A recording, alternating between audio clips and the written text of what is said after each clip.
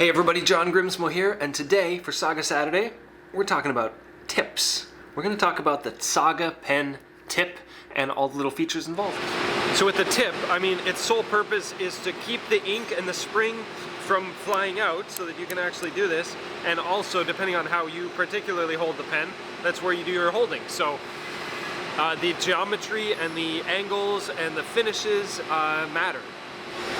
We primarily make the tips out of titanium because that's like the best material, but we also make them out of bronze, and sometimes we'll make them out of copper, but it is iffy with copper because it's a soft material, and if you drop the pen tip down, you can dent the tip, but the bronze and the titanium aren't affected by that whatsoever. So word to the wise about copper, it's a very cool material, but that is one of the bigger downsides.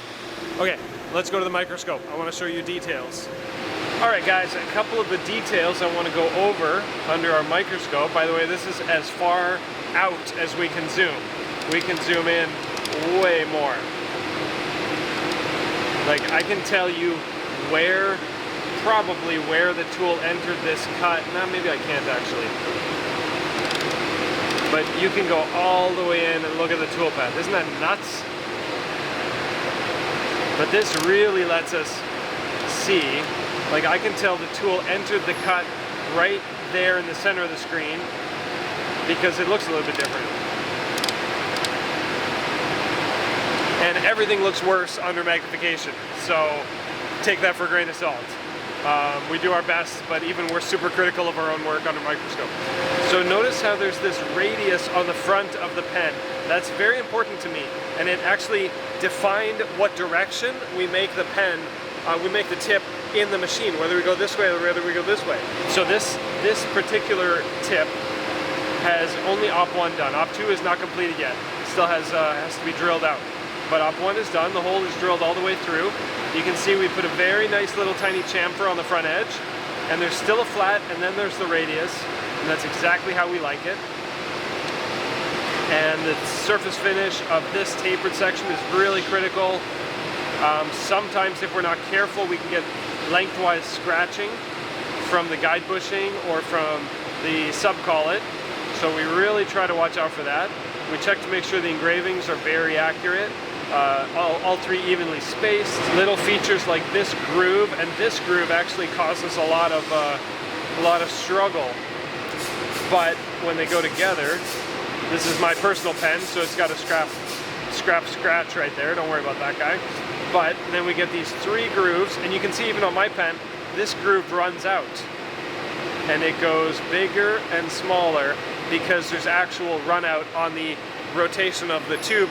Back when we made this pen, this is number 34 from like forever ago, 2017, 2018. Like, this thing's ancient. Now we are talking about the higbee thread.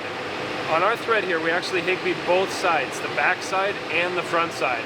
And higbee is where you get to do this flat area that leads up to your thread to get rid of the sharp, fluffy bit. Actually a little tiny burr on this one right there. We higbee the first side, the back side of the thread in the first op when we're threading the thing, and then the part transfers to the other side, and then we use an end mill to do this back higbee on the sub side. We actually use an end mill, kind of like this guy. Spin it, spin it, spin it, pull it out at exactly the right spot. We tweak it accordingly, and that way the two pieces thread together very nicely. There's a few things that we change through the years. Like every setup, we usually find something to improve or to change or make more reliable. This groove here, we call it the beauty groove. It's kind of to hide the junction between the tip and the tube that comes here. We reprogrammed recently to actually have the correct profile. Basically, we really want to have an arc here, which leads to a sharp edge on top, to another arc, to another sharp edge, rather than having everything blend in together and just being all rounded. We want to see that. Like on the old tips, we had a way bigger chamfer at the top, which could be like not really aesthetic when you have the pen assembled. So that chamfer here we made smaller, so more elegant. Just looks better. There's nothing else to say about that. So making these tips, yesterday Pierre was having quite a bit of problems with the long scratching on them. And we narrowed it down to, this is the guide bushing that's in the head of the Swiss. This is a sliding thing that the tube kind of is meant to slide through, so you tighten it just tight enough so you can like push it through. But if there are burrs on the inside of that feature, any of the slots or something, they can transfer onto your part. So Pierre was there with like the little stone, super ceramic stone, under the microscope, polishing everything, and then we barrel lapped it with diamond paste, and that seemed to have eliminated the problem. So good job there. Here's something really interesting I found on an older part that used to be a challenge for us that I want to show you guys. So this is a tip. If you notice, right here, there's quite a significant burr kicking off, because as we're doing the groove, it's leaving a burr, and that burr is the mating point of where the tube will come in and meet the tip, and that burr is going to be a problem. So we figured out a different way to do it to fix that. But that's kind of the thing with machining, is it's usually going to leave a burr to some degree, and different operations will just push that burr somewhere else. It like becomes somebody else's problem. You know, this tool's problem or that feature's problem or whatever. If the tool's not sharp enough or dull enough, or you're just, the strategy's wrong or whatever. So there's all these fine little details that we're constantly battling to make perfect parts, and we're learning as we go, and we're constantly getting better and better. Last thing I want to show under the microscope is this brass pen we made that we cut in half, because it lets us show and see and tell ourselves what's actually happening inside the tip. So let's go to the microscope. So inside you can see the drill bits doing some weird little spirally things. Drill bits just do that. Different kinds of drill bits to do different kinds of things, whatever. But inside, this is where the spring goes. Let me actually grab an ink and a spring here. So the ink normally sits about, maybe about right here when the pen is off, and then it extends to, I don't know, something like that when the pen is on. And you see in the spring seat right there, we purposely made a pocket, not just the tapered drill tip, to be able to hold that spring, you know, very square and very nice. And just works out really good.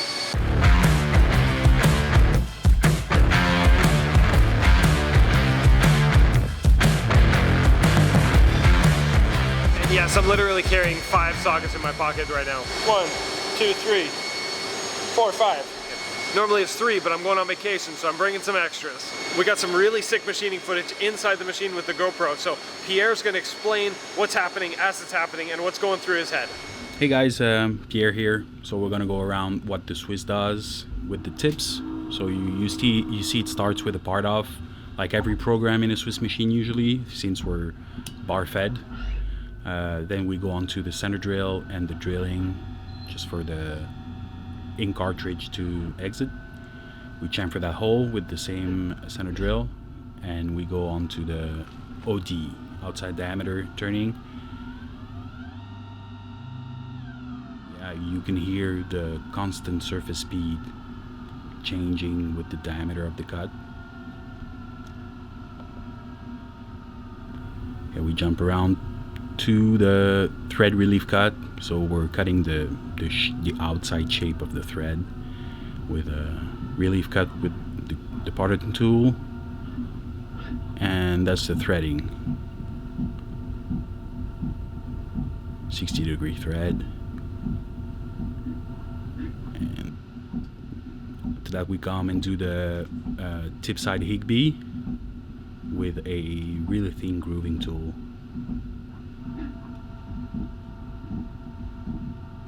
We recut the thread to get rid of the burr. And okay, the engraving uses a 20,000 tapered tip engraving tool. Pretty delicate operation to have the engraving correctly centered on the tip, and so you don't have half the Viking that is engraved and the other half has been cut in air. And he repeats the same pattern 3 times. Okay, we see the grabbing from the sub, and the back and forth movement we see here is the part off tool actually cutting it off the bar to leave the part in the sub. It's pulling it out. And we're going to the facing cut, which is just a straight face, so the center drill has, you know, a straight surface to not get deviated. We go on to the drill. That's a 6mm drill. Usually everything you see here is completely covered by oil and high pressure cooling. That's the sub-side higbee on the other side of the thread. Same function as the first one we saw, it's just cut differently with an end mill here.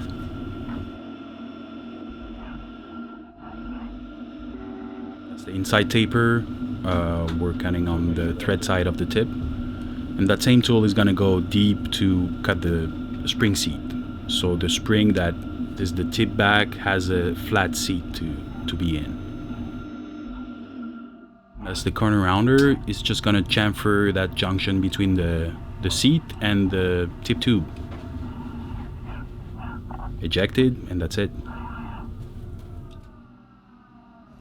All right, guys, thanks for watching Saga Saturday. Subscribe so we can be drunk on those.